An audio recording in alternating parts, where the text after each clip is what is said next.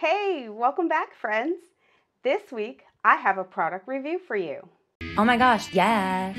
I have found a super helpful product that blew my mind. You want to know what it is?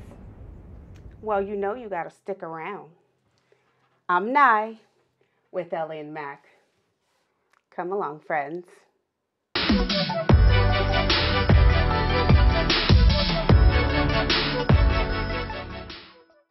Okay, so I know you're super giddy to learn about this new product, but before we get to that, if you love my videos and you want to hang around once every other week, go ahead and click that notification bell down at the bottom of this screen and make sure that you subscribe so you don't miss any of the fun, because I'm a whole lot of fun, okay? I shouldn't be ringing my own bell, but whatever. I'm fun, okay? Anyways, let's move on. It's called Charlotte's Fusible Thread. Have you heard of Fusible Thread yet? I thought it was named after the spider in the story Charlotte's Web, but actually it's named after a woman named Charlotte. I thought they were trying to be punny. I thought that was cute. Not as good as my jokes in Knee Slappers, but whatever. I giggled a little.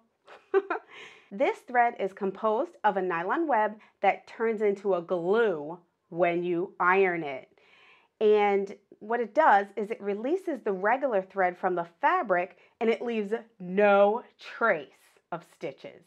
So clean, I know. What? You heard me, Nancy.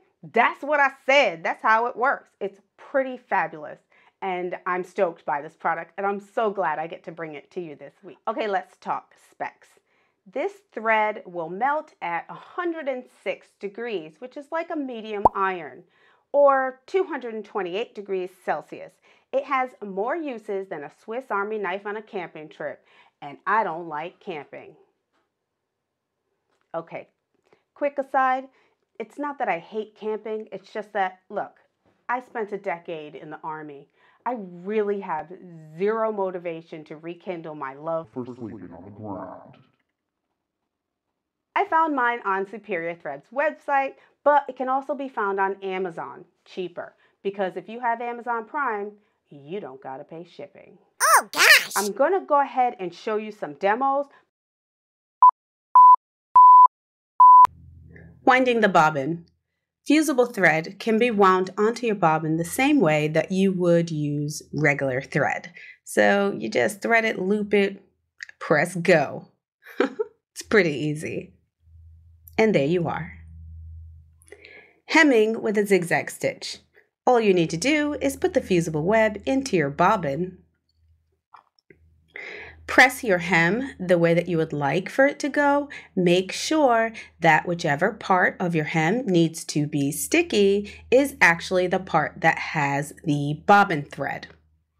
So you want to put that edge down. So all along the edge of it there with a zigzag stitch, and fold it in, press it, pull the top stitch out, and there you go, a nice clean hem with no stitching. It's beautiful. Securing a facing. If you have a facing and you want it to go ahead and stay where you put it, all you need to do is to zigzag stitch the raw edge, fold it down, press it, pull the thread out, and now you have a facing where it belongs and no top stitching visible. Nice and neat. Yay! Secure knit appliques.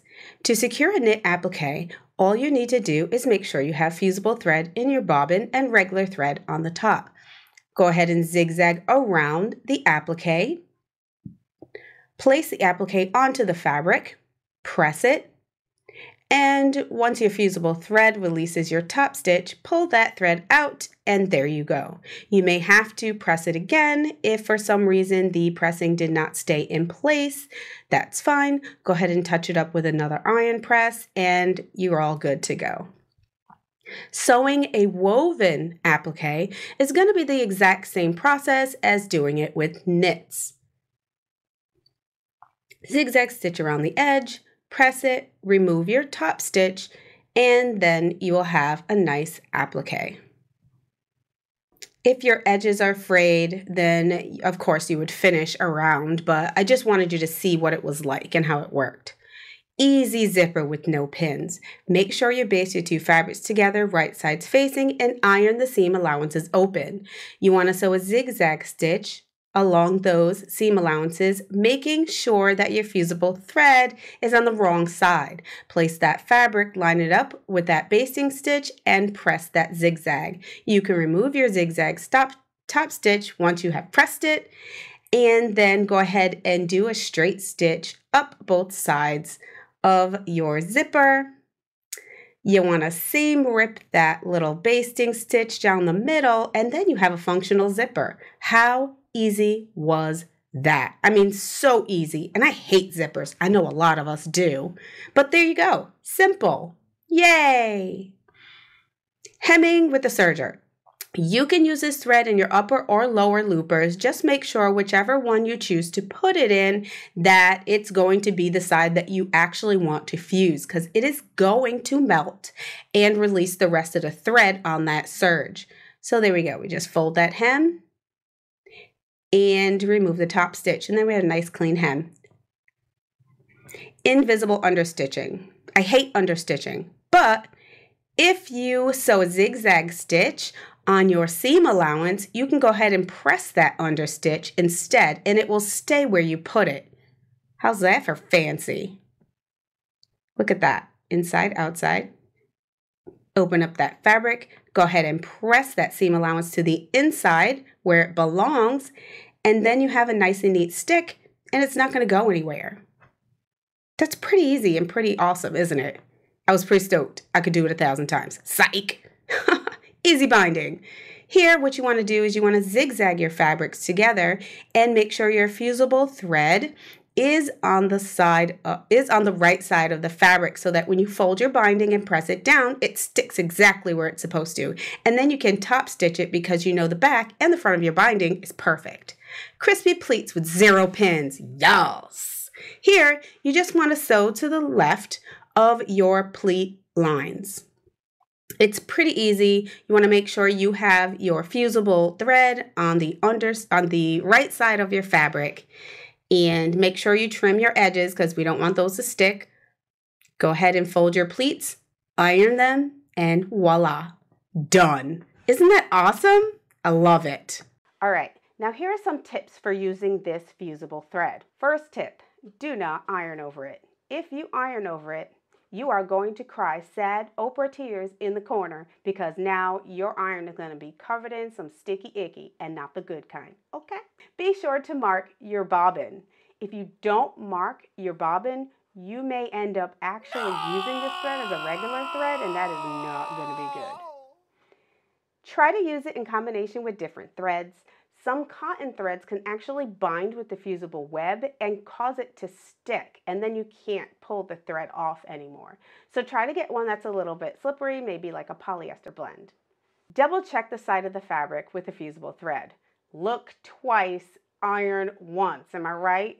I'm right! I know, because if you iron that fusible web to one side of your fabric, sure, you can get it off, but that's not what we want to do. We want things perfect, right? Okay. You may need to spend more time ironing a thicker fabric in order to get the thread to melt. So don't be discouraged. Just sit there and be bored to death and keep ironing. Try not to move the iron side to side, as this may cause your fusible thread to move out the way, Nancy, and then you don't have anything sticking. Questions? Is it washable? Yes, you may wash it and it will hold. Can I use it with knits? Yes, you can use it with knits, but I would recommend only using it for hems or places that don't get stretched excessively. Can I move and replace it once I've pressed it? Yes, but you may need to reapply and remove the residue. How does it compare to fusible web? Well, fusible web is heavier, and if you're looking for something without added bulk, this is a good way to do appliques and things without adding bulk to your hem or your seam. How does it compare to hem tape? It's almost the same thing as a hem tape, except you sew with it. So it shrivels up and turns into a glue just like your hem tape does. If you're using the types of hem tape that have paper backing, well, you don't have to worry about the mess of the paper everywhere. But you know, I just throw the stuff on the floor. I don't care. Okay, friends, what do you think about that? I think this thread has some incredible uses. Here are some pros. It's thin, affordable, it hides stitches, it has a clean finish, and there's no need to worry about what color because it only comes in black and white, and it's not going to be on the side of your fabric that you can see anyhow. It minimizes bulk and it's easy to use. I mean, does it get better than that? I don't think so. Some cons are that it can't be used on fabrics that you can't iron, because if you can't apply heat, it's not going to melt, it's not going to stick. Wah, wah, wah. So sad. Another con is it definitely does not work well as a dental floss. Listen, I tried that because I'm here for you. I just want you to know, because when you see it, it looks like dental floss. So make sure the kids don't get it, because if they're really young, they're going to be like, you don't need that. Nobody needs that. Overall, I'm going to say this product gets 5 stars out of 5 because it's affordable, it's got a Brazilian uses, and hey, I didn't think the cons were all that bad, did you? Pretty much I'll be hanging out with this thread, avoiding the naughty spot, and we'll be having brunch and sewing some things. Alright, how'd you feel about this video? Did you like it? I hope so. And if you did, and you want to see another video about an interesting kind of thread, well, go ahead and leave a link up there so you can go ahead and have a look at the stretch thread that I found, which allows you to sew stretchy knit fabrics with a straight stitch. What? Yes! That stretch thread is the poo. Thanks for hanging out with me this week. I hope that you come again in a couple of weeks to hang out with me again. If you like my videos, go ahead and make sure you click that notification button. Go ahead and leave some comments. I love to chit chat with you back and forth every single time. You have a fabulous week. Sew all the things, make all the things. Yes. Bye.